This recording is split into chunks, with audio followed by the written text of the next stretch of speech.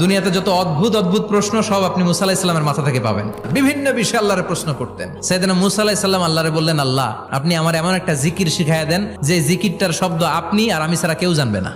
দিনে রাতে সব সময় এই জিকির আমি করব, আপনারে ডাকবো, কিন্তু শর্ত হলো এই জিকিরটা জানবে শুধু আপনি আর জানবো শুধু আমি। আল্লাহ বললেন, মুসা পড়ো লা ইলাহা ইল্লাল্লাহ।